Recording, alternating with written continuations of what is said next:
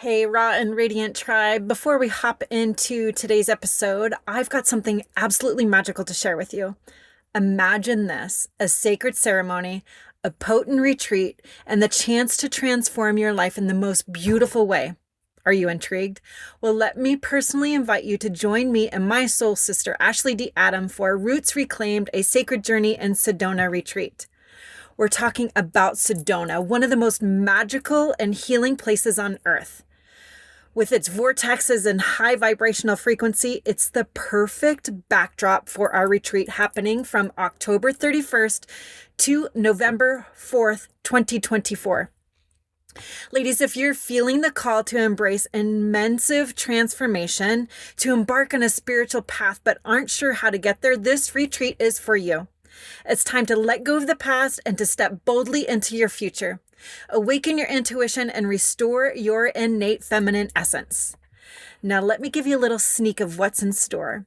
We'll be creating sacred earth altars, diving deep into somatic breathwork, connecting with Mama Earth medicine, and receiving private soul activation readings. How juicy does that sound? Plus, we've got tribal body painting with some fun joy, chanting and drumming, cacao ceremonies, and so much more. If this sounds like the transformative experience you've been waiting for, check out the show notes for more details and to claim your spot. Welcome to Raw and Radiant, the podcast that ignites your spirit and empowers your soul. Are you ready to embark on a transformative journey? Here we give other women permission to embrace their truth, to find the courage to choose themselves first. Because guess what? You are not alone. Join us in this massive journey of empowerment and courage. Together we'll illuminate your inner spark, empowering you to embrace the radiant light within and show you how magical you are. It's time to unleash your potential and make a difference in this world. Are you ready to step into the raw and radiant version of you?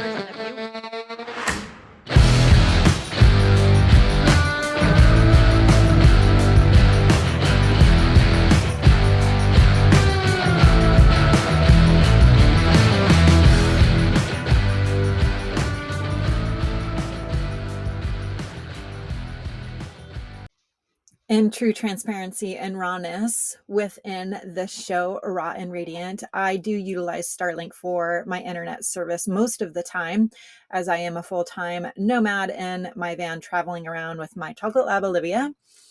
There are some pauses within this recording with my guest, Jolie, that we have called as sacred pauses. So please be patient as the Starlink hops from satellite to satellite in the sky, and we will be back momentarily continuing our organic conversation and the powerful wisdom that Jolie shares with us. Hello, beautiful souls, and welcome back to another episode of Raw and Radiant. I am so excited that you're here. I am so excited to bring into this space a beautiful soul, a light that came into my existence, my world 2 years ago in the beautiful mountains of Colorado through a mutual friend of ours, the breath nurse. Whose birthday it is today? Yesterday. Oh, it's yesterday. Yesterday. That's okay. That's okay, because I know she celebrates all month long, as do I. And I am here with my dear friend, Jolie Franklin. She is currently in London. We had the opportunity to spend several weeks together in the Colorado mountains and explore the beauty and the richness that Colorado has to offer, and actually just to be able to allow our souls to witness the beauty and the magic that's within each one of us. So Jolie, thank you for being here. Thank you for being in my world. And just before I have you introduce yourself, I just want to give the listeners a little into who you are. You're a breathwork facilitator, you teach somatics, you're a body awareness coach. You are here as a supportive space to bring into awareness for people their mental, physical, and soul health. You, I know, are magic in medicine, and you lead breathwork events at corporate and community events. You can also be found on the apps, The Breath Source and Brain Tap, and that is such a gift to this world. So thank you for being here. I would love you to just say something a little bit about yourself. Yay. Hi. Thank you for having Hi. me. I'm so excited to be here and to connect with you in this way. And I can't believe it's been 2 years already. That's crazy. I know it. Yeah. Beautiful introduction. And I am forever evolving. It's one of those questions where I'm like, how do we even begin to describe who we are? Because we're infinite Mhm. and we are so many things. And the breath really is at the base of everything that I do. And it's an expansion of all of the somatic work that I offer and share with the world. And I'm very grateful that I'm able to share it in so many different settings and so many different communities and people in different walks of life. Mhm. And I continue to be a student and a teacher of this work. I'm forever keen to learn, keen to listen, and Yeah. open to insights and yeah, just really deepening my own mastery when it comes to teaching and sharing at the same time, kind of balancing both and enjoying every step of the way. I love that. I love that you are a teacher and you all are also a student, and to deepen your awareness into your breath, because I mean, we both know that that is where the wisdom is. That is where, some could say our soul lies, is within our breath, because it teaches us so much if we just are still long enough to listen, right? hmm Yeah, yeah, Yeah. totally. Yeah. It's the breath is what connects the body to the mind, the soul to the physical, but in, Yeah. the outside in. It's that connecting piece. So it's beautiful and we can tap into it in our own unique way. And I think that's what's so important is being able to and discovering your own unique way to connect to your breath. And I think that's where, for me personally, my perspective, the magic truly lies. Yeah. I mean, and just to say, just to bring into this space, because those people that are listening in this community, like, they don't really know what goes on before we connect in these calls. And with each one of my guests, I tap into our own energy separately. I tap into our own breath. And then I bring us into this connection where our energies actually transmute through the Zoom room into the screen and connect one another. And that's connecting our breath and connecting, our essence. And that allows us to be in alignment to show up fully as our authentic self, no matter how messy it is. Because honestly, like, we're going to stumble over our words, and we're going to, maybe say some things that are inaccurate, or just maybe just not truthful. I mean, I'm not saying not truthful, but just more in a space of like, oh wait, that wasn't 7 years ago, that was 5 years ago. Right. Just- Yeah. yeah, but it's being able to connect with our souls, our energy, our essence, and our breath, and to come into harmony. So Yeah. I know that you are so, so wise in connecting to your body. I would love for you to share a little bit about your background before you got into breath work. Mm, yes. Um, and like before I kind of dive into that, something that was coming up when you were sharing that was, this the essence and the energy of permission to like mess up.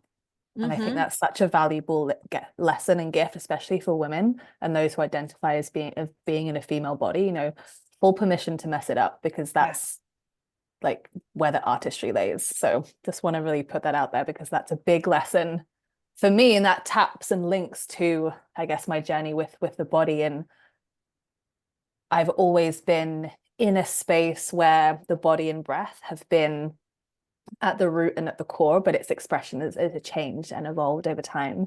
So I first kind of started out in the professional dance and musical theatre world, and this was 15, 20 years ago. That was my initial kind of love was with performing and being that space for people to enjoy themselves and being just bringing joy and light to people's lives was something that I Mhm. loved to do from a very, very young age. Um, and it was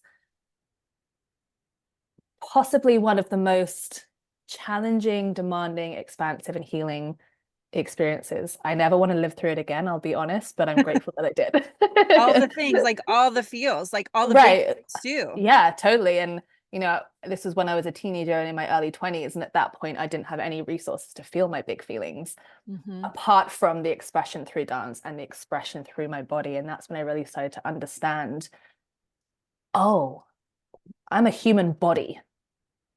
I'm not a human brain wandering around thinking all the time. I mean, yes, that's also me, but you know, I am a human body, and it's the body that expresses me, Mm-hmm. my version of me, also the characters that I'm playing on stage, but it's the body that is the tool. And that's when I really started to understand that from quite a young age. And you know, just mirroring other people, then starting to understand, oh, like the way that your body moves, the way that it's held, the way that it breathes are all a state and expression of kind of what's going on internally, and what you're wanting to share with the world.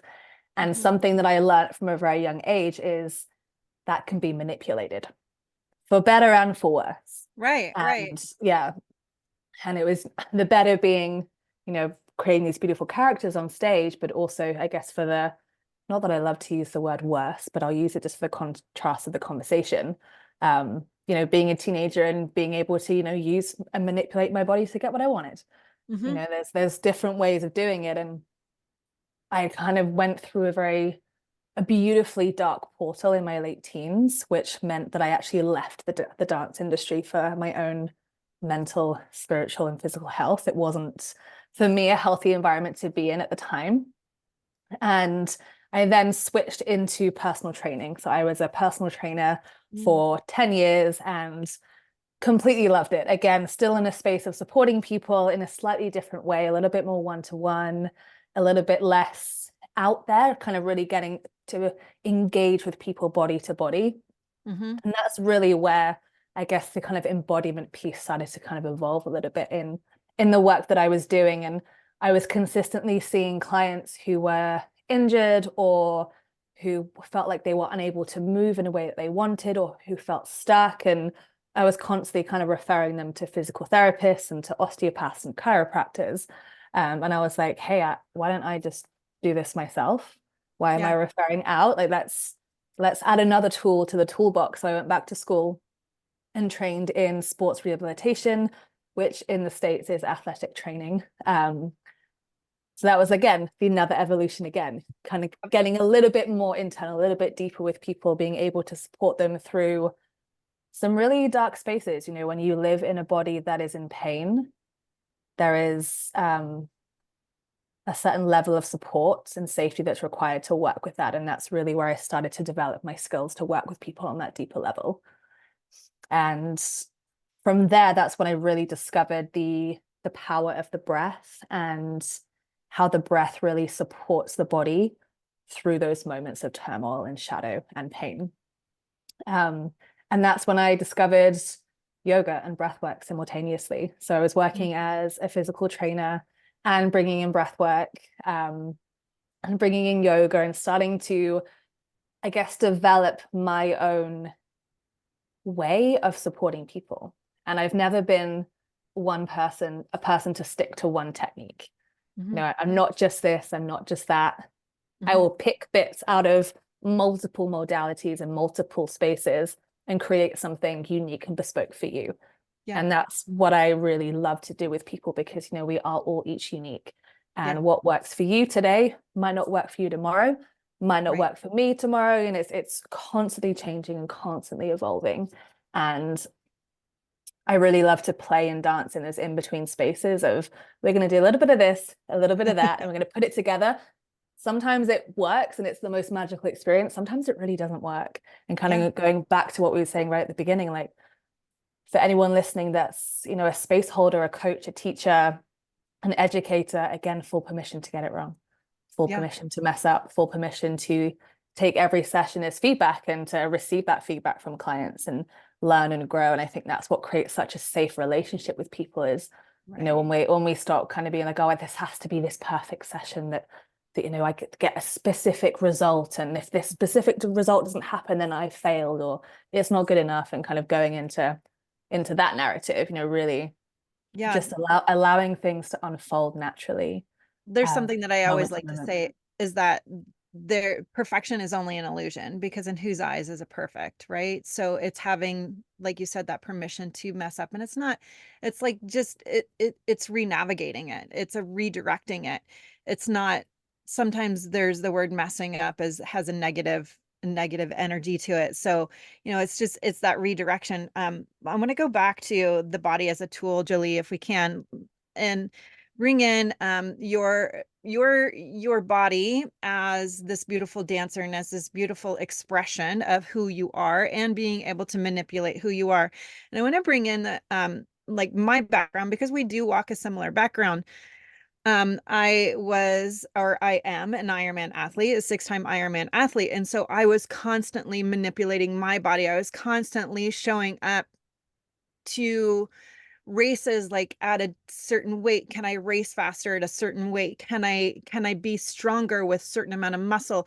And it's constantly showing up differently within my body, but yet there was always this outside influence that I was striving and seeking for, was that self-worth from other people showing up as, okay, if I rank, then I will be more lovable. I will be more worthy in this world. And I can imagine maybe that's how you were too. If you danced in a certain way, and if you were in different productions, you had this tendency in our humanness, like, I can be lovable, I can be liked more. Is there validation in that?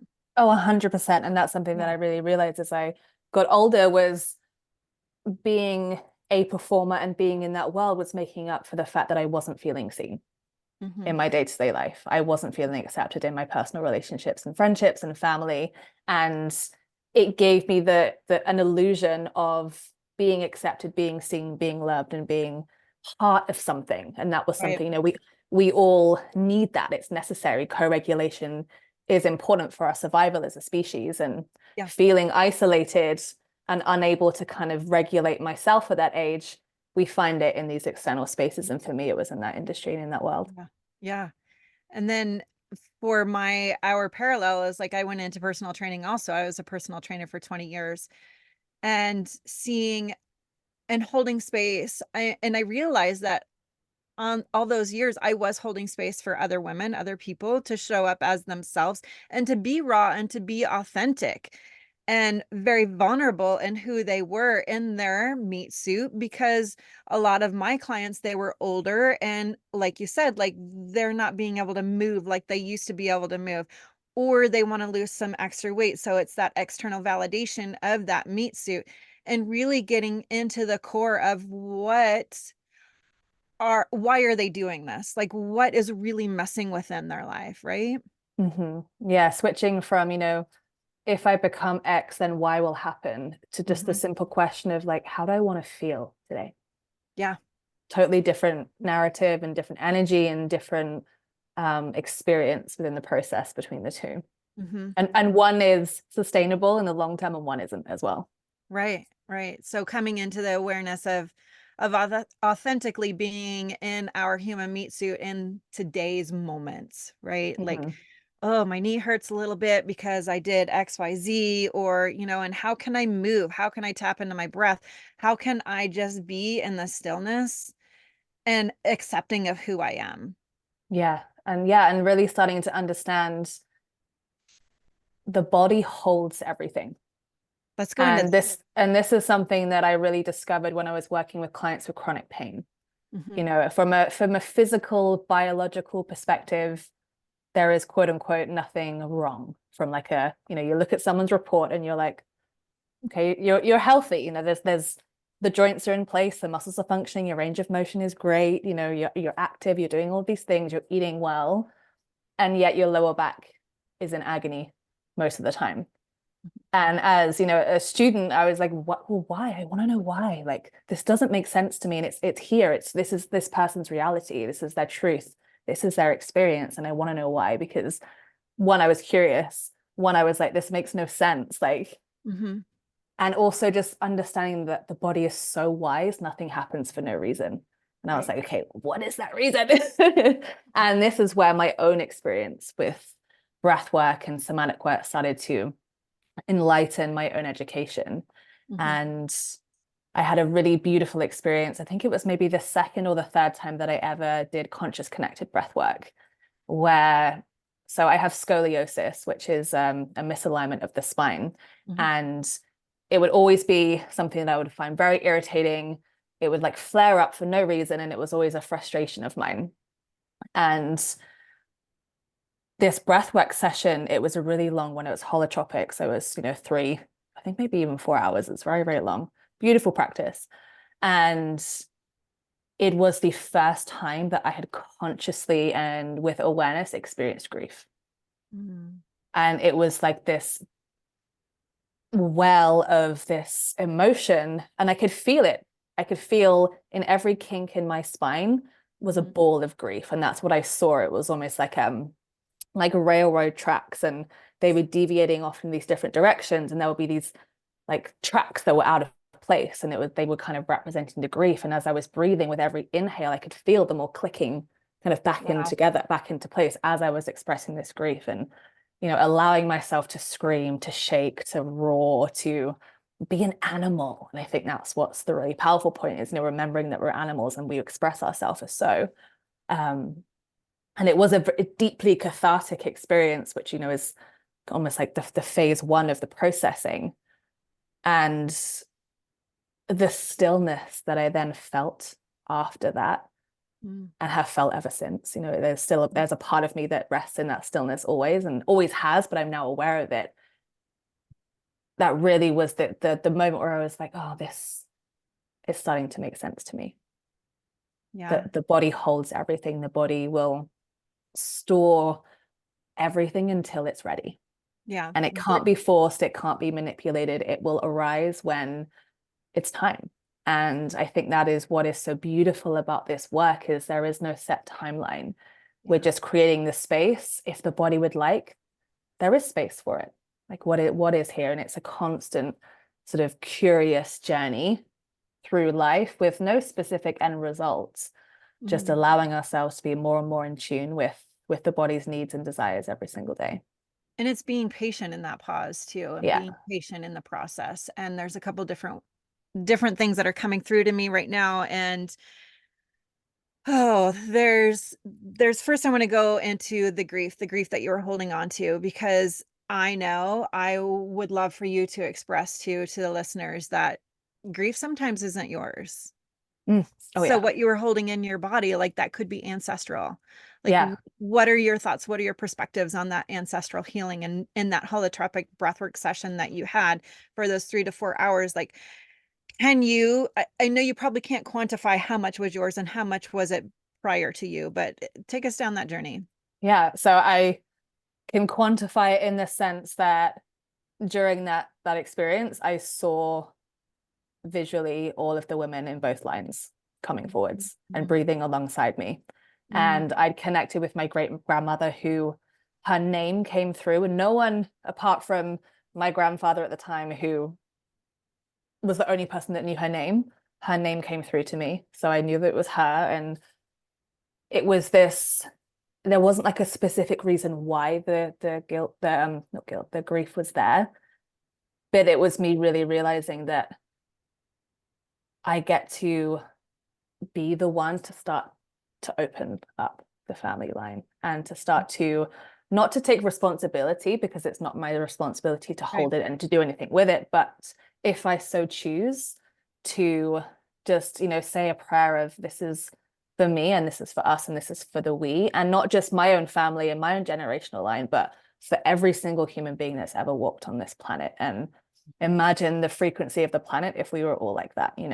Right. It really Right. does change. And what I'm starting to love about ancestral healing is that, the science is starting to meet it. The science is meeting spirituality, and we're starting to understand that, hey, this is a thing, this is real. Mhm. And, it's been known in, certain cultures and communities for thousands of years, and the Western world is starting to catch up a little bit. And it's a really exciting time. Yeah, it really truly is to be able to bring the two together and to see that I had a similar experience where I was able to see generational females within my past and to be able to see them and breathe with them. And actually it was a whole lot of dancing with them too. It was very nurturing, and it was very loving in that space too. So that's so beautiful that you recognize too that this is a ripple effect. This is a ripple effect that is for my generation, your generation, obviously past generations, but future generations to come too. Yeah. Yeah, and in some teachings, they share that, the work that we do in this body in this lifetime will ripple back eight generations forward and 8 generations back, which for me is That's massive goosebumps right now. like how many bodies is that? We think, if you think of a family tree, Right. and you think about if that's happening with everyone and how interconnected we all are energetically, Mm-hmm. it's really powerful. Yeah. It is really powerful. The other direction I want to go down to, Jolie, is and I know that you have awareness of this too, is that our grief, our anxiety, our undealt trauma, our undealt heaviness within our body creates disease. And it led me down a path of learning the teachings of nutritional therapy, and that's something that has been within my world. And my stepdad passed away at the age of 59 of pancreatic cancer, and no cancer in his family. And so recognizing that I wanted to get to the root, I wanted to understand why, and not that I would ever in his lifetime understand his background and his foundation and the cracks that were in his foundation, but for me to witness, like, so much of our nervous system, our undealt nervous system, the undealt heaviness and trauma that's within there creates the disease in our body. And I'm truly convinced that whatever maybe he went through in his life or in his ancestral, what he was carried down to him, created this disease in his body. So being that this disease in the nervous system, let's talk about that. Let's talk about how that can just be this either a catalyst to shift and change because we get to let it go, or how it can resonate within our body and show up differently. Yeah. Oh my gosh, such a juicy topic. It's my favorite. I'm here for it. Yeah, I'm like, where do I even start? Let's bring it to like our own experience. Like, if you ever had this experience where you might be maybe in public or in a setting where maybe it doesn't feel appropriate, and I'll use this sign for appropriate because there's any space appropriate. Air quoting. Air quoting, that's what it's called. Yes. I was like, Winky peace sign, what's it called? For those of you that are only listening, it's Yeah, air yeah, there quoting. you go, thank you. Like if you feel like you want to cry and you're like, well, I can't cry in this space. So maybe you feel physical pain in your throat or in your face or in a certain part of your body because you're trying to withhold it. And it might be like, oh, I'll feel it later, or I'm just gonna hold it in because it doesn't feel safe right now to express this. I'm not in the right space. That tension, that energy, that emotion, that energy in motion desires to move. That is what emotion is. When we don't allow that energy to move, it gets stored in the body as tension. And this tension from a structural perspective and an energetic and spiritual perspective creates contraction. The more contraction we have over time, and different parts of the body can in some teachings relate to different experiences and different emotions and different frequencies, can then start to express itself as dis-ease, whether that's a physical dis-ease, whether that's a mental dis-ease, spiritual dis-ease, tension, pain, whatever Mm-hmm. you want to call it. Mm-hmm. And I had a really powerful experience in my own body. So I was diagnosed with hypothyroidism 2017. I'm And on the same trajectory. Yep. yeah, Yep. and I'm very much I don't take medication type of gal. Mm-hmm. I think I've had antibiotics once in my whole entire life. Like unless death is like, hey girl, it's your time. I'm Yep. not taking anything. Like I don't even take painkillers. I'm not putting any of that stuff in my body. Which is my personal choice. Yeah. And I was very much in this space of this is a moment in time. And it was like this beautiful moment in time where I was like, this is a pivot point, and I call them pivot points, where I can make one choice that will lead me down one path and another choice that can lead me down another. Love it. And I was like, no, I'm gonna fix my thyroid. I'm gonna learn about the thyroid. I want to learn about it. I was listening to probably thousands of hours of podcasts about the thyroid and how to nourish it and what supplements to take. And I got my minerals tested, and that's when I started to work more with in the spiritual setting and doing vocal work, starting to work with the voice. And that then started to Mm. lead to, oh, where have I not expressed myself in my past, which then, Mm. ties in with the grief journey as well. It's a whole, again, it's the domino effect of everything is linking towards each other. And this was in October. I had my first checkup in January with the thyroid, and everything was fine. Everything was back to normal. No meds needed. And I get it checked every 6 months, and touching wood, and it is what it is. All I is love well. that. All is Yeah. really well. And I'm in a space within my body where I can start to notice if my thyroid levels start to shift, and I know exactly what to do. Yeah. And everyone is capable of this. When we can start to really tune into the very subtle shifts that we sense in the body, Mhm. and we have a toolbox of things that we know works for us, that's when we can start to, really live a nourished life. Yeah. And that will look and feel different to everyone. But there is, a physical, spiritual, energetic explanation for everything in Mhm. the body. And it's And yeah, full circle coming back to the body is so wise, sitting in that pause and that stillness, yeah, listening to our breath, listening to like just being still, quiet, maybe getting yourself out in nature and simply listen. And I yeah, know that's really, really hard to do. And there's times where that monkey mind, it does like to travel, it does like to do its thing, that subconscious mind and that pre-programming. And I want to now fast forward to you have this beautiful breath technique, this 8-minute energy reset flow. And can you give an explanation of what that is? Because you and I have different modalities of facilitating breath work. And I love that because breath work has been around for thousands of years and there's different ways, there's different space holders, there's different experiences. So tell me about your specific technique, Julie. yeah, amazing. So it's again a combination of so many different techniques that I've been, in such a beautiful position to learn from. We have some of the same teachers as well, and it's Mhm. something that I've really developed from my own experience. And it's a linking of movement, breath, and sound. And over the years, I've really noticed that we can focus on one element of the healing journey, whether it's breath or maybe just movement or just sound and vocal work. And that's beautiful and fantastic. But when we can really link everything, that's when we start Mm. to really see real change. Um, so it's simple in the sense that the technique is simple, but it's challenging because it really challenges the egoic part of the mind, because Mm. it requires us making sound. It Mm. requires a vibration of the vocal cords. It requires um, movement in the body that is not what you would see day to day.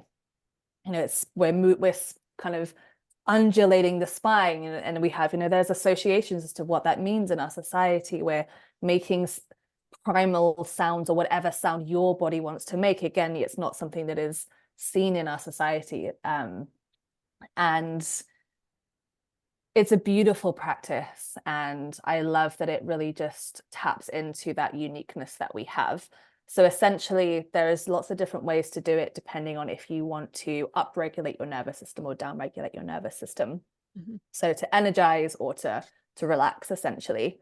Yeah. But it's taking an inhale, and as you inhale, you kind of move your body forwards, or you move your body with primary focus being on moving the spine. So moving it Mhm. however you want to move it. And then on the exhale, you make a sounded exhale. So that might sound or look like, if you're watching on video, something like this. Ah. Mm. Ooh. Blah. And it's really just whatever you want to do is Mhm. perfect. And I have to say, kids are the best example of this breath practice, because it's what kids do when they're playing or when they're Yeah. sounding or when they're expressing. Um, There's less inhibition in kids too. They're open totally, to, yeah. yeah, And being in the wild. This practice stems from Kundalini, and my teacher is a beautiful man called Johann Erb, and it's called the pyramid breathwork technique. So I wanna honor him in Thank this you. space as well. Um, I'll make sure I put that into the show notes too. Beautiful. Yeah, I can Yeah. send you some Yeah. deets. Yeah. Thank you. But it's so deeply humbling, and also to witness other people whilst honoring yourself, being in that beautiful space. And I've experienced it in some of the conscious connected journeys as well, where you can really honor your own expression whilst honoring other people's. And Are you doing this lying yeah, down? Are you doing this seated? Tell me so about the you time can, yeah, you frame. can, the physical positioning again, you can do it lying down, you can do it seated, you can do it in a chair, you can do it standing and really make it a full body experience. I'll Mm, sometimes bring it into ecstatic dances, or if I'm doing somatic movement with people, I can sometimes bring it into yoga practices. As you're doing your sun salutation, every exhale you make, there's a sound, and you're moving your body at the same time. You can integrate it into everything. mm, Even something as simple as, the body naturally sighs as a way to release stress. Kind of yeah. a ah, Yeah. that's an element of the technique in itself. That's just the Yeah. body's natural way. So kind of taking what the body does naturally and like making it a little bit bigger, making it a little bit more intentional, and creating a practice from it. And that's what I Mm, kind of love to do with anything body based. Is we're not doing anything new. This is the body is designed to move, to sound, and to breathe, but yeah. we're just giving it a little bit of structure so that the mind has something to focus on. We've got a little bit of a path to walk down. And what is so beautiful is, you can go into this with a set intention if you like, or you can just kind of allow it to flow. And when you really get into it, it's real fun.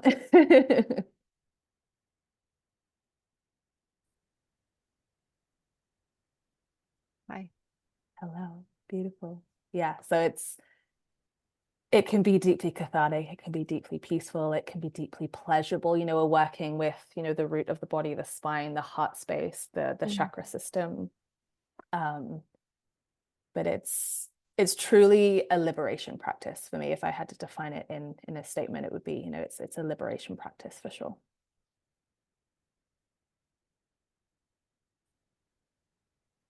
Hi. Hello. Do you know what's really nice? Sometimes we have a tech glitch, but it's almost like just the universe is like, we're just going to take a pause, a little Yeah. brief interval. We'll be back shortly. Yep. Yep. I just sit here and I tell myself, oh, it's a I was sacred like, oh, I'm pause. just going to take some nice deep breaths until we're back. It's fine. So if you're listening and we go quiet, the invitation is to do the same thing. Yeah, it's a sacred pause. Yeah. I love that. And so I don't know if you said this, Jolie, is it like a certain time frame that you're holding this space for this Mm. beautiful energy reset? So I call it the 8-minute reset because I personally have a beautiful connection to Eight the number minutes. eight. Hmm. So I say 8 minutes because it's something that everyone has the time to curate Got for it. Got it. themselves. Um, Do you do it However, longer? you can do it longer, you can do it for Yeah. 45 minutes, you can do it for 3 minutes if you want. You can do it for just 3 rounds of 10. Yeah. It's super, super adaptable. That's the personal trainer in you, 3 rounds of 10. I know. I'm like, we do 3 sets of 10 and then take a 30-second pause, and we're gonna do that 4 times. Okay, everyone. 3, 2, 1, go. Literally. And it's the dancer as well. I'm like a 5, 6, 7, 8, breathe and out and in and out. Just bringing it all in and mashing it all together. Yeah. And what I love about just breath work as a whole is it feels like for me a beautiful balance of kind of bringing in more of the energetics, like the masculine and feminine energetics, the structure and the flow, because we can kind of create this beautiful safe container through the structure for the flow to flow, for the emotions to flow, or whatever it is that we want to kind of cultivate. It feels like it's a beautiful way to do that. Got the beautiful sacred structure of the masculine and the feminine within that container. What I do want to ask Jolie, like, what's your favorite music to do that to? So I have some playlists which I Yeah. can share with you if you like. Oh, You I can love maybe put that. it on the notes if you like. Okay. Um, there is no set music that I love. It really is. Music is such a big part of my life, and the playlist that I create for myself and clients is it's a sacred experience and ritual for me. And I really love to create musical experiences that support the journey. And, sometimes we'll be breathing to classical music. Sometimes it's going Mm. to be these beautiful, big soundtracks. Um, I recently did a corporate breathwork session for Disney, and I was really tempted to put Disney songs in. I didn't. I was like, I'm going to put Let It Go in there just because it's funny. I didn't. And that was more just, I had to use, copyright free music, which is kind of just a gentle beat and it's a Yeah, yeah. continuous flow, which is very beautiful and rhythmic in itself. Um, Sometimes I'll use like big orchestral soundtracks. The Avatar soundtrack, everybody, Mm, is mm, fantastic for breathwork. I love that. Oh, um, I would love to have them like yeah, one of your playlists. That'd be yeah, for great. sure. But Yeah. I love anything, me personally, anything that has percussion, so a drum beat, because the body works really well with the continuous beats. Mm, So any sort of drumming can be really powerful, because it kind of gives the mind a focus and it actually allows the prefrontal frontal cortex of the mind to switch off a lot faster when you're listening to a continuous beat. I love that. So something like that can be really powerful. And I would also say, what is that one song where every time you hear it, like you can't help but smile and move your body? Use that song.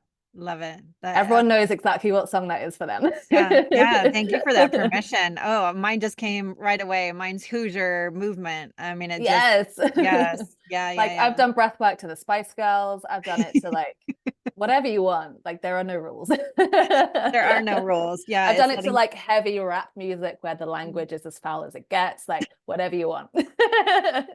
And it's like it's different each day too, like each Right. that you're breathing too, and allow yourself to be within that space of freedom and expression.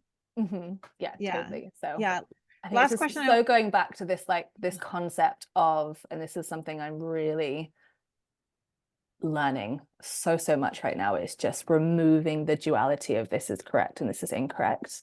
And this is something Mm, that's deeply ingrained into, and this is an ancestral piece that I'm really working on, is that there's a correct way to do things and an incorrect way of doing things. And I'm really allowing that to crumble a lot right now. And that's my dharma in this lifetime, is to play in that messiness and in that newness. And the work that I'm doing is feels very new for my ancestral lineage. So just really, yeah, allowing that part of your mind that's like, you can't do it like this because of XYZ, but you can feel there's a part of your body that's like, I really want to do it like that though. yeah.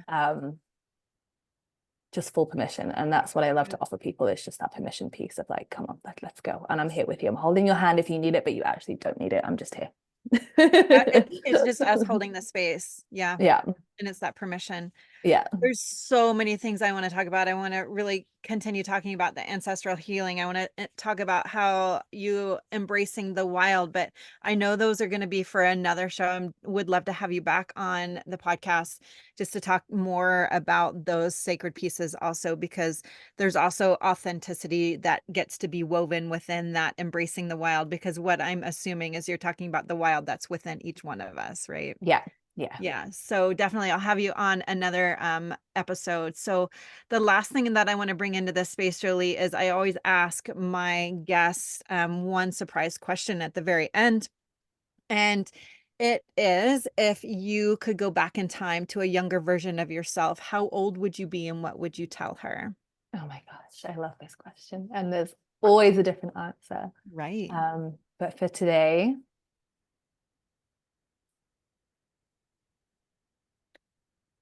there's a specific memory that comes up, and I'm not quite sure of her age. I think she was maybe 5 or 6. And at the time, I always used to have joint birthday parties with my best friend. Mm. And every year, there was a financial difference between my family and her family. And she would always receive, from my perspective, receive more gifts. She had a bigger family, there were more people. And my interpretation of that as a young girl was receiving more love. So I would Mm. love to go back to that girl who was sat in her garden party being like, oh, she's way more loved than me, and just love on her. Oh. Yeah. And be like, yeah, Mm. like that's not it. Like this is it. Like hand Yeah. on heart, you with you. Yeah. That's it. That's what love is, and that's where you can find it. Oh, I love that. I love that visual that's just coming into my mind and seeing the two of you together. It's so authentic and it's so beautiful. So thank you for sharing that. Thank you for sharing your rawness, your wisdom.